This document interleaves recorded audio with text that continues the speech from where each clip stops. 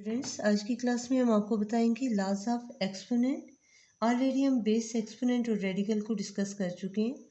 तो पहला लॉ है हमारे पास a power m into a power n। जब इस किस्म की सिचुएशन आ जाए, चूँकि दरमियान में इंटू का साइन है, मीन मल्टीपल, सो हमने यहाँ पे जो बेसिस हैं उनमें से सेम वर्ड ले लिया, कॉमन ले लिया। जो पावर्स होंगी, एक्सपोनेंट होंगे, वो प्लस हो जाएंगे। a पावर है m plus n।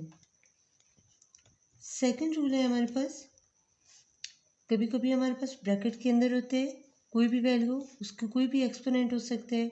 Whole bracket के बाहर कोई भी एक्सपोनेंट हो सकते हैं। यहाँ पे हमारे पास है a power m whole power n is equal to, अब ये दोनों पावर आपस में मल्टीपल हो रही हैं, a की power m n, mean m और n का मल्टीप्लिकेशन। आते हैं थर्ड रूल की तरफ। थर्ड रूल है हमारे पास बेस कोई भी चेंज हो सकती है। टू नंबर्स भी हो सकते हैं, टू वेरिएबल्स भी हो सकते हैं। A b power n is equal to, mean a b power n, हमारे पास टू वैल्यूज़ हैं, मीन टू वेरिएबल्स हैं।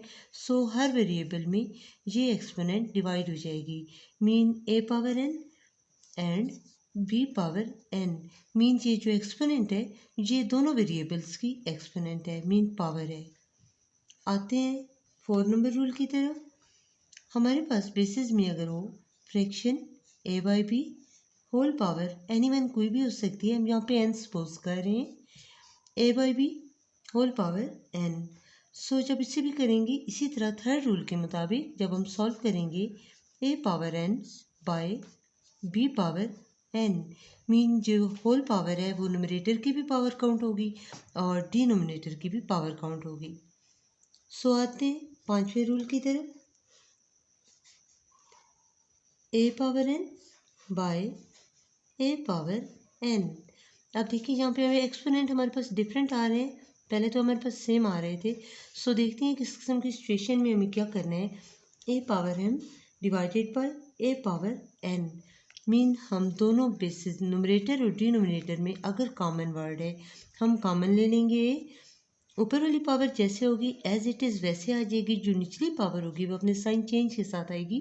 क्योंकि यहाँ पे प्लस एन है, सो यहाँ पे जब आएगा तो माइनस एन, मीन हमारे पास एज होल पावर आएगी a power m minus n।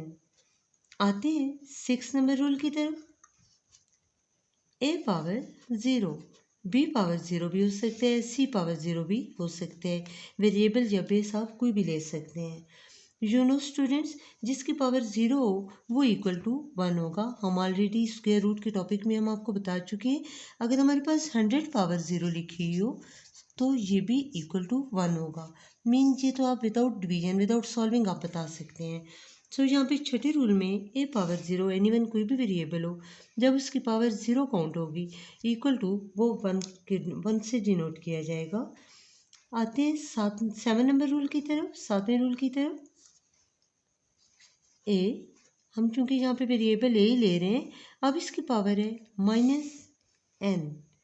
अब हमारे पास पावर यहाँ पे आ रही है माइनस में, सो हमने इसे पॉजिटिव में चेंज करना है। इस जो बेस है इसकी पोजीशन बदल देंगे, क्योंकि ये as it is simple position में है, पॉजिटिव मानी में है। सो इसे हम यहाँ पे इसकी फ्रैक्शन बना देंगे, मीन ये न्यूमरेटर की हालत में है तो हम इसे डिनोमिनेटर की हालत में चेंज कर देंगे।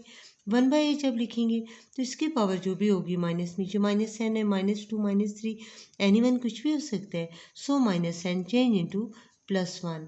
तो ये थे हमारे laws of exponent. I hope students आपको समझ आ चुके होंगे। Okay, that's all.